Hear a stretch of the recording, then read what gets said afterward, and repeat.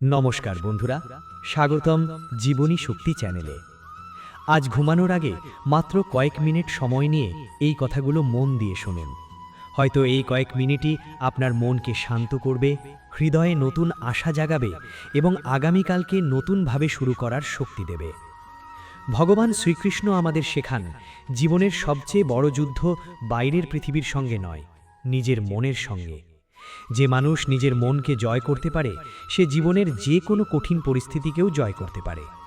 আমরা প্রায়ই ভাবি সুখ আসবে যখন সব সমস্যা শেষ হবে, কিন্তু সত্যি হলো সমস্যা শেষ হলে সুখ আসে না, মন শান্ত হলে সুখ আসে। আর সেই শান্তি আসে ঈশ্বরের প্রতি বিশ্বাস, ধৈর্য এবং সৎকর্মের মাধ্যমে। আজ হয়তো আপনার জীবনে অনেক দুশ্চিন্তা আছে, সংসারের সমস্যা, অর্থের অভাব, সম্পর্কের টানাপড়েন কিংবা ভবিষ্যতের অনিশ্চয়তা আপনাকে কষ্ট দিচ্ছে। কিন্তু মনে রাখবেন, কোনো রাতই চিরদিন থাকে না।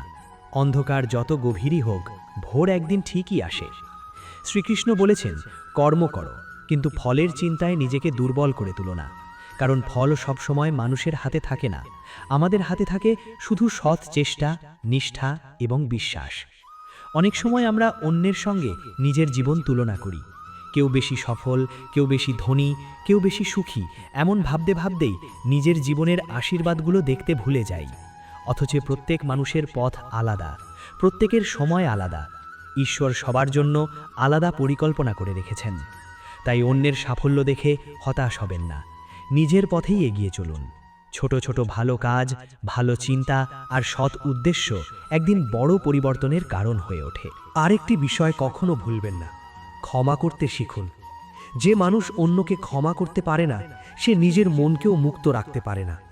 রাগ, ঘৃণা আর প্রতিশোধের আগুন সবচেয়ে বেশি পোড়ায় সেই মানুষকেই, যে সেই আগুন নিজের ভেতরে ধরে রাখে।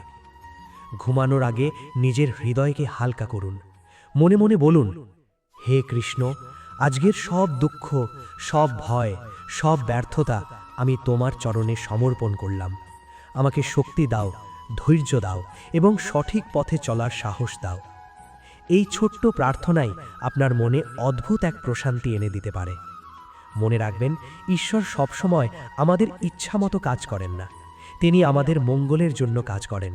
তাই কোনো কিছু দেরিতে হলে ভাববেন না যে ঈশ্বর আপনাকে ভুলে গেছেন। হয়তো তিনি আপনাকে আরও বড় কিছুর জন্য প্রস্তুত করছেন। জীবনে ব্যর্থতা আসতেই পারে, কিন্তু ব্যর্থতা মানেই শেষ নয়। অনেক সময় ব্যর্থতাই আমাদের এমন শিক্ষা দেয় যা কোনো সাফল্য দিতে পারে না। তাই পড়ে গেলে আবার উঠে দাঁড়ান, কারণ যে মানুষ চেষ্টা ছাড়ে না, তাকে হারানো খুব কঠিন। আজ রাতে নিজের জীবনের জন্য অন্তত 3টি বিষয়ে ঈশ্বরকে ধন্যবাদ জানান।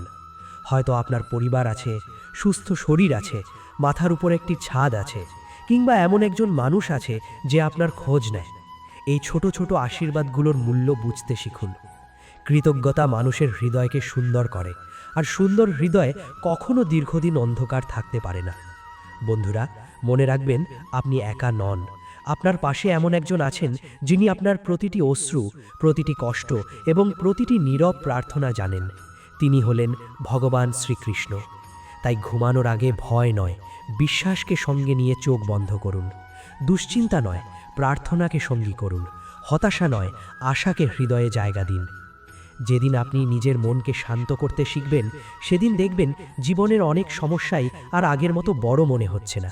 কারণ পরিস্থিতি সবসময় বদলায় না, কিন্তু মানুষ বদলালে তার জীবনও বদলে যায়। শেষে শুধু একটি কথাই বলবো, জীবনকে বদলাতে অলৌকিক ঘটনার অপেক্ষা করবেন না। নিজের চিন্তা বদলান, নিজের মন বদলান, নিজের বিশ্বাসকে শক্ত করুন। দেখবেন ধীরে ধীরে আপনার জীবনও বদলে যেতে শুরু করেছে। যদি আজকের এই কথাগুলো আপনার ভালো লেগে থাকে, তাহলে ভিডিওটি লাইক করুন, আপনার প্রিয়জনদের সঙ্গে শেয়ার করুন এবং এমন আরও অনুপ্রেরণামূলক ভিডিও পেতে জীবনী শক্তি চ্যানেলটি সাবস্ক্রাইব করে পাশে থাকা বেল আইকনটি চাপতে ভুলবেন না। ভগবান শ্রীকৃষ্ণের আশীর্বাদ আপনার এবং আপনার পরিবারের ওপর সর্বদা বর্ষিত হোক। ধন্যবাদ। জয় শ্রীকৃষ্ণ।